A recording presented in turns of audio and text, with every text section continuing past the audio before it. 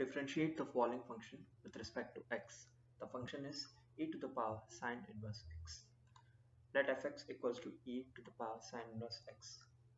Here it is a composite function, hence let's suppose gx equals to sine inverse x. Then fx equals to e power gx. Applying the chain rule of differentiation, we get f dash x equals to d by dx of fx equals to d by dgx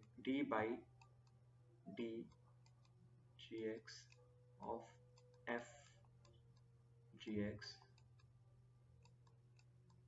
into